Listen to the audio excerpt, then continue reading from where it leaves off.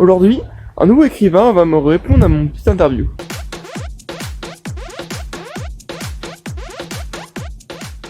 Bon les jeunes, comment ça va? Écoute, moi ça va super, la fin de la pêche. J'espère que vous aussi. Sur ces réseaux sociaux, je vous les mets en barre de description. Sans plus attendre, voici l'interview. Let's go! Bonjour à tous.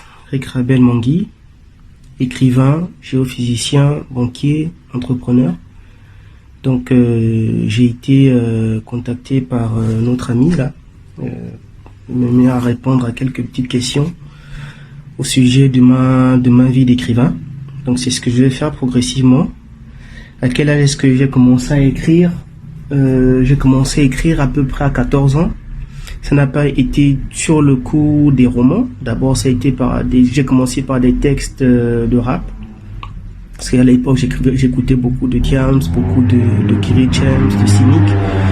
Et donc, j'ai commencé par ça, des petits vers et des petits paragraphes de 4 couplets.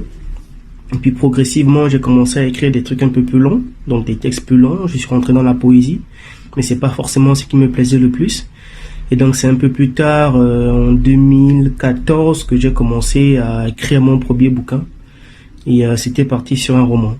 C'est vrai qu'il faut quand même souligner que entre 2014, le moment où je commence à écrire à manquer celle qu'on chérit, donc ma première parution, c'était passé un certain temps, à peu près 6 ans, que j'ai fait sans pourtant écrire quoi que ce soit.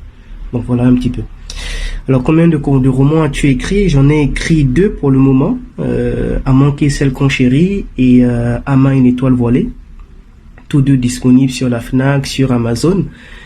Et sur d'autres sites comme le site de l'éditeur, là, la Doxa édition. Donc c'était mes 2 premiers bouquins et j'étais parti sur un 3e. Après j'ai eu pas mal de choses qui sont arrivées dans ma vie qui m'ont empêché de me mettre tout de suite à écrire et à poursuivre le 3e bouquin que j'avais commencé. Mais ce n'est que partie remise. Je sais que viendra le moment où je me remets dessus et donc je vais pouvoir le faire éditer au moment voulu. Arrives-tu à vivre de ta plume? Alors non, absolument pas. Pour moi, l'écriture, c'est quelque chose que j'ai décidé de faire parce que c'était une capacité et parce que j'aime ça. Donc en fait, si vous voulez, je suis parti du principe que lorsqu'on a des capacités, ce serait dommage de ne pas les exploiter, de ne pas les valoriser. Donc l'écriture, c'est quelque chose que j'ai toujours eu. Dans mon parcours, j'ai été toujours plutôt homme à tout faire, plutôt scientifique que plutôt littéraire. Et donc l'écriture était en moi. Je me souviens que lorsque j'étais en seconde S, donc seconde scientifique, une fois, ma prof de français m'avait dit, mais en fait, toi, tu es un littéraire tu es un scientifique à portée littéraire. Et ça m'avait marqué. En fait, en vrai, ça expliquait, ça matérialisait bien la personne que j'étais, c'est-à-dire cette capacité-là à pouvoir faire aussi bien des sciences que de la littérature. Et donc en fait, quand j'ai décidé d'écrire, c'est pas nécessairement pour gagner de l'argent, ce n'est pas nécessairement parce que je veux en vivre, j'écris parce que j'aime ça et parce que c'est une capacité que j'ai. Donc je suis plutôt de ceux-là qui se disent si c'est une capacité, autant l'exploiter plutôt que de la laisser mourir. Donc voilà un petit peu. Donc non, je vis pas de l'écriture et ce n'est pas forcément mon objectif. Quels sont les inconvénients et les avantages de l'écriture? Alors je sais pas s'il y a des inconvénients. Moi, j'en connais pas. Moi, l'écriture, c'est quelque chose qui m'a apporté que des avantages. Moi, ça m'a toujours plu. Je trouve ça génial. Surtout quand on te lit et que tu as que tu as des retours intéressants, des retours des personnes qui ont apprécié ce que tu leur as partagé. Non, inconvénient, je vois pas trop. Mais les avantages, oui, il y en a beaucoup. Par exemple, que justement, les gens soient contents de ce que tu as écrit, que les gens viennent te voir, qu'on t'écrit pour te remercier, pour t'encourager. Donc oui. Et faut aussi dire que l'écriture, c'est quelque chose qui apporte d'autres avantages. Par exemple, ça peut ouvrir pas mal de portes. Les portes qui sont fermées à une personne lambda, en fait, lorsqu'on est écrivain, ces mêmes portes peuvent s'ouvrir juste parce que tu as la casquette d'écrivain. Donc, voilà. Comment fais-tu pour ne pas avoir la page blanche? Alors moi en fait quand j'écris c'est que dès le début j'essaie de m'imaginer l'histoire du début jusqu'à la fin. Ça fait qu'en fait lorsque j'écris je sais plus ou moins exactement où est-ce que je veux en venir. Et ça fait que justement la page blanche est évitée parce que ce n'est pas nécessairement quelque chose que j'invente à chaque fois. puisque c'est un processus que je me suis déjà tracé dans ma tête, bah je ne fais que le suivre.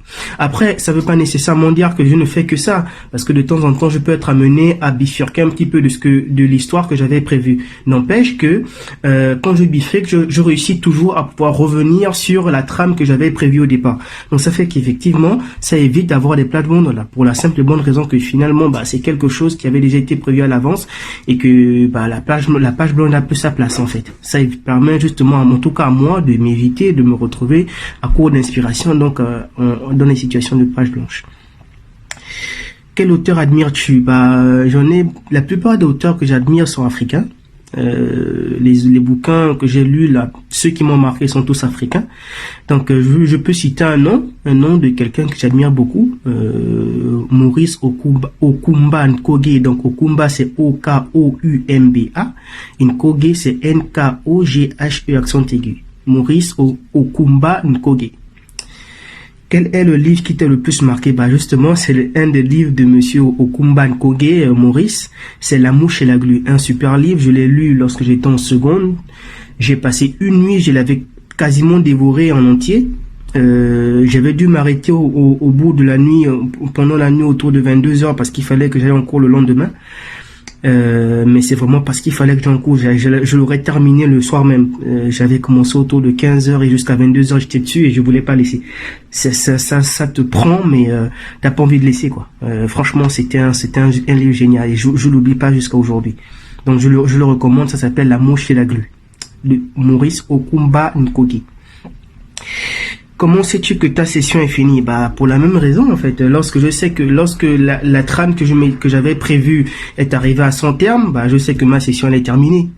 Et pareil, lorsque j'écris et que justement j'ai des étapes, en fait si vous voulez, je me laisse pas conduire nécessairement par l'inspiration, mais c'est plutôt moi qui a tendance à gérer à quel moment est-ce que je termine, à quel moment est-ce que je reprends. Donc puisque moi j'ai ma trame, je sais que bon allez, aujourd'hui je vais arrêter là. Je sais que demain, bah, je vais repartir sur ça, etc., etc. Donc, c'est un petit peu moi qui gère à quel moment est-ce que cette trame-là se termine, à quel moment est-ce qu'elle recommence. Donc, la question ne se pose plus puisque c'est moi qui ai la gestion de tout. Voilà. Quand écris-tu? Bah, en général, j'ai tendance à écrire quand je suis triste parce que la mélancolie est pour moi une sorte de moteur. C'est une source d'inspiration. C'est quelque chose qui me donne envie d'écrire. Et donc, je vais pouvoir le faire éditer au moment voulu. Arrives-tu à vivre de ta plume? Alors non, absolument pas. Pour moi, l'écriture, c'est quelque chose que j'ai décidé de faire parce que c'était une capacité et parce que j'aime ça. Donc en fait, si vous voulez, je suis parti du principe que lorsqu'on a des capacités, ce serait dommage de ne pas les exploiter, de ne pas les valoriser. Donc l'écriture, c'est quelque chose que j'ai toujours eu. Dans mon parcours, j'ai été toujours plutôt homme à tout faire, plutôt scientifique que plutôt littéraire. Et donc l'écriture était en moi. Je me souviens que lorsque j'étais en seconde S, donc seconde scientifique, une fois, ma prof de français m'avait dit, mais en fait, toi, tu es un littéraire tu es un scientifique à portée littéraire. Et ça m'avait marqué. En fait, en vrai, ça expliquait, ça matérialisait bien la personne que j'étais, c'est-à-dire cette capacité-là pour pouvoir faire aussi bien des sciences que de la littérature. Et donc en fait, quand j'ai décidé d'écrire, c'est pas nécessairement pour gagner de l'argent, ce n'est pas nécessairement parce que je veux en vivre, j'écris parce que j'aime ça et parce que c'est une capacité que j'ai. Donc je suis plutôt de ceux-là qui se disent bah si c'est une capacité, autant l'exploiter plutôt que de la laisser mourir. Donc voilà un petit peu. Donc non, je vis pas de l'écriture et ce n'est pas forcément mon objectif. Quels sont les inconvénients et les avantages de l'écriture? Alors je sais pas s'il y a des inconvénients. Moi, j'en connais pas. Moi, l'écriture, c'est quelque chose qui m'a apporté que des avantages. Moi, ça m'a toujours plu. Je trouve ça génial. Surtout quand on te lit et que tu as que tu as des retours intéressants, des retours des personnes qui ont apprécié ce que tu leur as partagé. Non, inconvénient, je vois pas trop. Mais les avantages, oui, il y en a beaucoup. Bah, par exemple, que justement, les gens soient contents de ce que tu as écrit, que les gens viennent te voir, qu'on t'écrit pour te remercier, pour t'encourager. Donc oui. Et faut aussi dire que l'écriture, c'est quelque chose qui apporte d'autres avantages. Par exemple, ça peut ouvrir pas mal de portes. Les portes qui sont fermées à une personne lambda, bah en fait, lorsqu'on est écrivain, ces mêmes portes peuvent s'ouvrir, juste parce que tu as la casquette d'écrivain. Je l'aurais terminé le soir même. J'avais commencé autour de 15h et jusqu'à 22h, j'étais dessus et je voulais pas laisser. Ça te prend, mais t'as pas envie de laisser, quoi. Franchement, c'était un livre génial et je l'oublie pas jusqu'à aujourd'hui. Donc je le recommande, ça s'appelle La mouche et la glu, de Maurice Okumba Nkogi. Comment sais-tu que ta session est finie? Bah, pour la même raison, en fait. Lorsque la trame que j'avais prévue est arrivée à son terme, bah, je sais que ma session, elle est terminée. Et pareil, lorsque j'écris et que justement, j'ai des étapes, en fait, si vous voulez, je me laisse pas conduire nécessairement par l'inspiration, mais c'est plutôt moi qui a tendance à gérer à quel moment est-ce que je termine, à quel moment est-ce que je reprends. Donc, puisque moi j'ai ma trame, je sais que bon, allez, aujourd'hui, je vais arrêter là. Je sais que demain, bah, je vais repartir sur ça, etc., etc. Donc, c'est un petit peu moi qui gère à quel moment est-ce que cette arme-là se termine, à quel moment est-ce qu'elle recommence. Donc, la question ne se pose plus puisque c'est moi qui ai la gestion de tout. Voilà. Quand écris-tu? Bah, en général, j'ai tendance à écrire quand je suis triste parce que la mélancolie est pour moi une sorte de moteur. C'est une source d'inspiration. C'est quelque chose qui me donne envie d'écrire. J'ai pas tendance à écrire quand je suis serein ou quand je suis dans une situation, on va dire neutre, ni quand je suis content ou joyeux. C'est plutôt quand je suis triste que l'inspiration vient, que les choses coulent. Voilà. Après, est-ce qu'il y a un moment de la journée, de la nuit où j'écris? En général, j'ai tendance à écrire plutôt la nuit parce que c'est calme et que bah justement, je me sens mieux dans ma peau pour pouvoir écrire. Comment te coupes-tu du monde? Bah ça, j'ai pas forcément des façons particulières de me couper du monde. Je suis quelqu'un qui aime beaucoup la musique. J'aime bien les lieux calmes dans la nature, à côté de la mer, parce que j'aime bien le son, le bruit des vagues qui déferlent là sur les rochers et qui s'abattent dessus. Mais à part ça, j'ai pas nécessairement des moments ou des endroits ou des façons particulières de me couper du monde. Si ce n'est que bah écouter de la musique, aller en forêt ou dans la montagne, me retrouver un petit peu seul, en communion avec moi-même et avec la nature. Voilà. Comment relis-tu ce que tu as écrit la veille? En fait, je suis quelqu'un qui me relit pas beaucoup. C'est peut-être l'une des erreurs ou l'un de mes défauts. Lorsque j'écris, j'ai tendance à y aller, sans pourtant m'arrêter et sans pourtant vérifier véritablement ce que j'ai écrit. Est-ce que c'est cohérent avec ce que je vais mettre dessus? En général, oui, parce que de toute façon, comme j'ai ma trame, bah, lorsque je bifurque, que j'ai une inspiration ponctuelle, bah, je la suis, mais la trame que j'ai me permet toujours de pouvoir revenir. Donc, la relecture n'est pas forcément nécessaire si ce n'est que en ce qui concerne effectivement le côté faute, le côté essayer de réécriture si tu veux en ce sens-là, mais non, je suis quelqu'un qui me relie pas beaucoup et à vrai dire j'aime pas trop ça. Voilà. J'ai tendance à y aller un petit peu comme une brute et puis je laisse les autres autour de moi relire éventuellement si c'est nécessaire. Quelle chanson écoutes-tu? Moi, j'écoute du gospel. C'est quelque chose qui m'inspire. C'est ce que j'écoute tout le temps. À part ça, non, j'écoute pas autre chose. C'est que du gospel tout le temps. Voilà. Quel est le matériel nécessaire pour écrire? Bah, mon ordinateur. J'ai arrêté d'écrire il y a très longtemps à la main. Ça, c'était quand j'étais au lycée, quand j'avais commencé à écrire avec les textes de rap. J'écrivais à la main. Mais depuis que j'ai eu un ordinateur, bah, je ne travaille qu'avec mon ordinateur. Donc, c'est mon matériel, juste mon ordinateur chargé. Voilà. Que manges-tu et que bois-tu quand tu écris? Bah, de l'eau. Je mange rien de particulier parce que en général je suis concentré dans ce que je fais et donc je me laisse pas me perdre dans des mouvements qui sont pas forcément nécessaires. Que bois-tu? Bah, quand j'ai soif, je bois de l'eau, rien d'autre.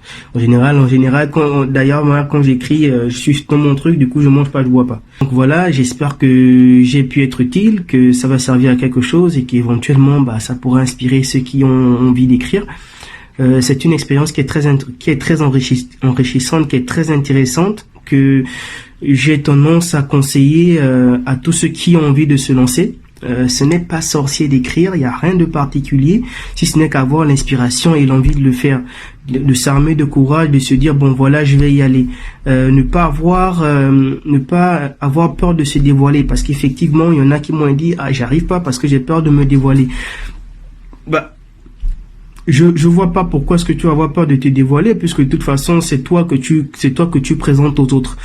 Et puis c'est vrai qu'effectivement on peut pas écrire sans se dévoiler. Ça c'est une chose qui est sûre, parce que la façon dont tu écris, les mots que tu utilises, ta ponctuation, tout ça, tu ne fais que extérioriser quelque part ce que tu as au plus profond de toi. C'est un fait, c'est un dit, c'est clair, c'est comme ça. Mais pourquoi éviter, pourquoi se cacher? Je sais pas. Moi je vois pas franchement où est le problème là-dessus. Donc ne pas hésiter, c'est une expérience qui est agréable, c'est génial. Parce que non seulement on se dévoile, mais on se découvre aussi un petit peu. C'est toute une aventure l'écriture. Donc, enfin, ce serait dommage que ceux qui ont envie d'écrire ne se lancent pas dans la chose. Franchement. Donc, franchement, oui, j'encourage tous ceux qui ont envie de se lancer dans cette aventure. Elle est géniale, n'hésitez pas. Après, malheureusement, effectivement, notre texte peut ne pas plaire à une maison d'édition ou pas. Mais aujourd'hui, il y a des gens qui arrivent à se publier, à se faire connaître sur les réseaux sociaux, sur Internet, sans avoir nécessairement une maison d'édition. Donc oui, allez-y, lâchez-vous, faites ce qui vous plaît. L'objectif, d'abord, c'est de faire quelque chose qui vous plaît. Voilà, c'est pas nécessairement de gagner de l'argent. Si c'était ça, j'arrêterais d'écrire. Je n'aurais même pas écrit, parce que de toute façon, mon objectif c'était pas de gagner des sous. Voilà. J'ai écrit parce que j'avais envie de faire ça, parce que ça me plaisait, parce que j'aime la lecture, parce que j'ai lu un bouquin qui m'a marqué, qui m'a donné envie. Voilà, c'est tout. Limitez-vous à ça. Et je trouve que c'est dommage de partir à écrire. Après, oui, effectivement, il y en a qui vivent de ça, bah, et du coup, ils en font leur gagne-pain. Bah, c'est comme ça. Mais moi, non. Donc oui, si t'as envie d'écrire, écris parce que d'abord t'as envie, quoi. Si derrière, après, tu peux gagner des sous avec, pourquoi pas? Tu peux gagner le beurre et l'argent du beurre, pourquoi pas? Mais écris parce que tu aimes ça. Voilà. Donc j'espère que j'ai été utile. Je te souhaite beaucoup de courage dans ton entreprise. J'espère que ça va marcher. Beaucoup de courage à toi, parce que je sais que c'est pas forcément évident. Et à très bientôt pour la prochaine Rick Rabel Mangui depuis chez lui. Au revoir à tous et merci. Je vous souhaite à tous une excellente journée ou une excellente soirée.